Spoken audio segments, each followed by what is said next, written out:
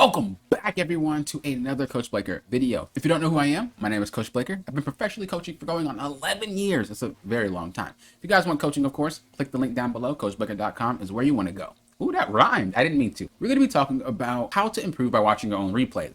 The Jungle Edition. I'm going to be doing all 5 roles, but we're going to be doing Jungle today. If you're interested in ADC, it's already up, so go check that out. Now, there's timestamps down below for those of you that want to skip between ganking and farming. Based off the type of jungler you're playing, you have to think differently and you have to play differently. This is why I'm going to be going over each of them to help you understand what you're looking out for when you watch your own replays. So if you want to learn how to improve with your own replays, keep it locked. We're going to talk about both of them right now.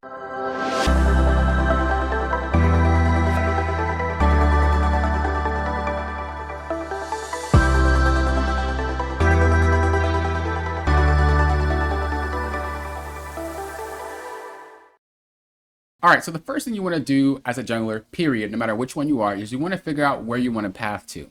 Now, as a ganking jungler, you really want to path more towards the action. You want to path more towards fighting. Echo is more of a ganking jungler now than he has been in the past, so he's more scrappy, he's more active, especially with his Z drive speed boost.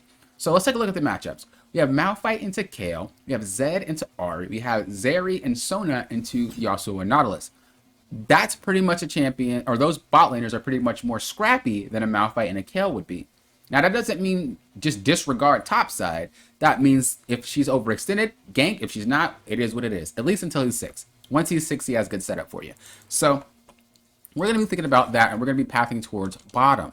Now, again, what you want to be looking out for is, are you missing gank opportunities? Are you missing things that a gank jungler would need to do? Are you missing force opportunities? Are you missing invade opportunities? Are you missing counter jungle opportunities? These are the things you want to think about. And if you already are taking my course, we will talk about more of this next week, and we'll also talk about it on the 3rd week. So just so you guys know, if you guys are confused about that, those of you that are in the course, we're going to be learning about that. Course signups are over, by the way. You'll be able to sign up next time, and I'll let you guys know when it's going to happen. Now, as a ganking jungler, typically you want to get off your camps for rotations. You also want to get off your camps for ganks. So if you're going to force a gank, get off your camps if you see something open. If you're going to need to rotate, like if somebody needs you, get off your camps. Once you're done with the quadrant, then you're also looking for ganks. So you're looking for ganks between each camps, and you're also looking for ganks between each quadrant. All right, so I was noticing a gank here when I was going to Wolves. Topside. As a ganking jungler, your time is a little bit more lenient. You don't really have to be as strict as a farming jungler to be relevant, because you can get ganks off nonstop, and that is your boost, basically, if you decide to get behind. So I noticed that Kale is overextended up here, so I decide to go. Now, you might be like, well, you just said you don't want to gank top. I don't, but Kale is extremely overextended, and this dude has a slow. I have a stun that I will whiff. By the way, this game is high gold, low platinum. There's a couple plats, there's a couple golds, if you guys are interested in caring about which one it is. But I whiffed everything, but because the gank was a good gank, I was able to get the kill anyway. Now, if Malphite would have died, it would have been my fault, but it is what it is. When you gank as any jungler, you want to make sure you help the laner shove, because they want to get out of lane and they want to reset. So make sure you do that. So we see Nico top. When you see enemy junglers top, this is something you also want to check for in your replay. When you see an enemy jungler top side or bot side on the opposite side of you, you want to make sure that you are looking for opportunities to force plays. This means things can be uncontested. The obvious play to force, as when the jungler's on the other side, is like Dragon or Rift Herald or Baron. Like, these are obvious things. But as a ganking jungler, you have tools to dive. You have tools to literally get out of every situation if you are diving a champion. So you have champs like Rek'Sai that can get in there and just one bang. You got Elise. You got Echo, you have Lee Sin. You have so many champions that are ganking junglers that are designed to just one-shot somebody, or, you know, really get in there and get out if they need to. So this is why it's important to pay attention to laners, because that is something you're also looking for when you are playing a ganking jungler. If there's nothing to do, there's nothing to do. Don't waste time as a jungler. As I said, ganking junglers have a little bit more lenience on how much time they can waste, but you don't just want to walk around looking to force fake plays that just aren't there. So I see bot lane, and this is where I decided to go bottom, because I wanted to... I didn't realize she was going to counter gank. I didn't realize she was going to gank. I actually just like thought I need to be there because something's going to happen, which it did. But I didn't like expect her to like actually be there, even though we had a ward on it. This is weird. So I already knew this gank was going to happen. Again, you want to be where the action is as a ganking jungler. So let's just say this was an opportunity missed and I decided to recall. You would ask yourself, could I have been here before this popped off? She gets caught. If I wouldn't have whipped my W, that would have been a very good stun. This was a warm-up game, so my mechanics were a little rusty until like about, I don't know, 7 minutes in. So they get caught, they die, and that was my fault. If I would have landed my stun, they would have lived. I'm about to get dove, but I wanted to at least get a kill off of this, because I already knew I could. As a ganking jungler, even if you die, getting a kill is important, because you have, you like really get strong off of items. If you can just buy stuff, you will be incredibly strong. This is why it's important to make sure that you are, if you're going to die, you trade. Because there's no coming back for you if you die for no reason. I decided to go and invade. I already know Nico was pathing towards top. She also came towards bottom for that gank, right? So this side should already be gone. So you got to ask yourself, am I missing invade opportunities? You know, am I missing those? I already know that I'm not, because obviously I knew she'd be there. So I'm going in there and messing with her. I realized that Ari started walking towards bottom, so I decided to go towards top. I know my Malphite isn't there, but Kale's not going to do anything to me. So I hop over, I steal that camp too. So I was able to steal 2 camps. I hit 6. She's still, oh, she is 6. Wow. She just got clapped. Okay. Well, I thought she was 5. She just, I guess, didn't ult. I would have ulted instantly. So, boom, take her camp for free. So I got a free kill there. As a ganking jungler, you're always scanning for opportunities. You're always scanning for opportunities. So I look mid. I seen that she already used her ultimate. We go ahead and gank mid. Boom. Easy kill. Bang, bang. Cool. Help him shove up so he can leave. Great. Now, what I'm going to do is I'm going to look for another play. Oh, there's another play in progress. Okay. Well, maybe I can come down here and look for one. I seen the crab was there, but I also just, it looked like they were fighting. I'm scanning. Nautilus wants to fight. Yasuo wants to fight. So I'm like, all right, let's chill. As soon as I get there, Nico shows up. Well, what do you know? Get a nice 3-man stun there. We should have been able to kill everybody, honestly. But again, my mechanics was kind of grief. Zeri didn't have to die, but that should have been a triple kill, at least a double. But it is what it is, you know. Macro triumphs over mechanics. Like, it doesn't matter how good you are at pressing buttons, you will still be low elo if you don't work on your macro.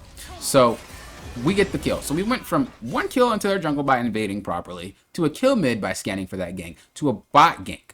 Now, I'm not going to show the rest, but, I mean, we do end up winning. But I only wanted to look at this game because this allows you to see what you're looking for.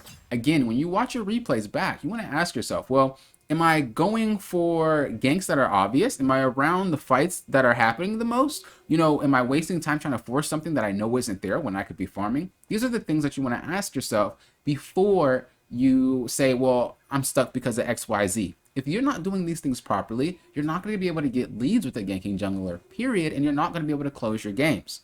So, now that we got that down pat, let's move to farming junglers. So in this game, we're focusing on farming. Now, with this game in particular, I actually like this because I kind of screwed myself over. And Nocturne sort of takes advantage of it. If it was a high elo jungler, he would have just like took over the game from there. But I really want to show this because this shows you what I should have done versus what I actually did. So with a farming jungler, you want to focus more on tempo. You want to focus more on being relevant mid to late game. You don't care about making plays. You don't care about forcing. You don't care about snowballing. You want to be relevant mid to late game. Even if farming junglers tend to not get leads early, they will scale pretty hard. So we're looking at things like Udyr, Hecarim, Kha'Zix, and Rengar. Even though those 2 champions could be also ganking heavy champions as well, it's kind of flexible with those. But Karthus, Evelyn's another one as well. Like, these are champions that just want to kind of get to the point where they can just take over the game from there. And so you want to make sure that you're relevant, because when you're relevant, you're actually able to kill people a lot easier, and you don't have to worry about your teammates inting. Mastery's another one. You don't have to worry about your teammates inting, because with you farming on time and backing on time, you're actually getting a lot more gold than the other players that are in lane, because they could be missing CS, which means they're losing out on gold. If they kill your teammates over and over, they're still not going to be worth $300 gold. So let's just say if my misfortune dies 8 times, well, she's not worth 300 gold 8 times. So even if she's dying over and over and over as a farming jungler, you're still going to be more ahead. So that's what we want to focus more on, is tempo. Now, as a farming jungler, you want to avoid fights if possible. Obviously, you fight if you can, or you fight if you see the opportunity, but you're not looking for ganks. You're more or less looking for opportunities to just get free kills. Right here, I actually went for the play, and this is more of an okay time to skip a camp and waste time. Although I don't agree with myself for doing it, it's okay because I should have stopped way earlier than that and just went to Krugs. But, you know, again, it's kind of obvious. But when I coach you guys or I see some of your replays, I definitely notice that we're looking for a play because, like, we're skipping camps to look for a play and there's no play to be had. That was kind of okay, but I should have just peeled off a bit and I didn't. So that's what ruined me from the get-go. Now, the second thing that ruined me was like, okay, well, I know I'm not going to get that kill. Let me go back to my Krugs. Now, when you're playing a farming jungler and you realize that you wasted time, you want to find a way to offset yourself. So when we're talking about offsetting our time, we want to think about, well, if I wasted 5 seconds or 10 seconds there, what can I do to make up for that time, right? And so in theory, if Nocturne is a farming champion and he clears pretty quickly, he should already be at the crab, if not almost at the crab.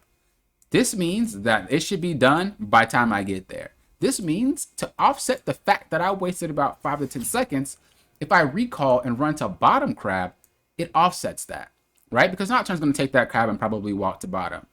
The 5 to 10 seconds that I wasted doing some random stuff up here is now offset by the fact that I reset and just ran to the crab, right?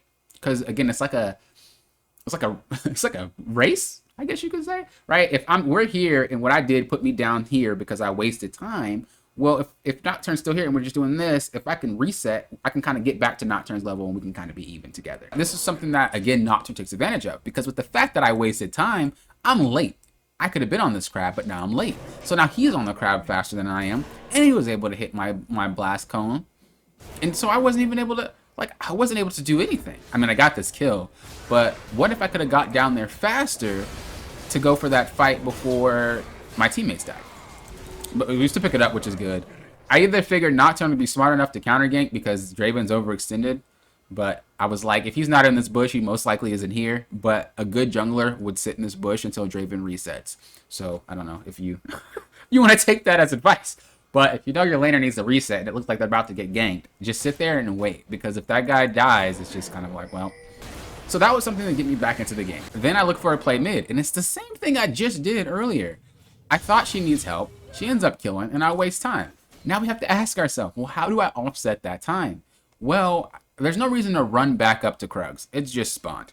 There's no reason to run back up to Krugs. There's like no reason, because it's too far. But what I can do is I can run from here to top and get a kill. That will offset the fact that I just wasted time. So I just went straight to there. Got a free kill. Could have helped her shove out, but I wanted to go check his jungle just to put a ward down. So I put a ward down.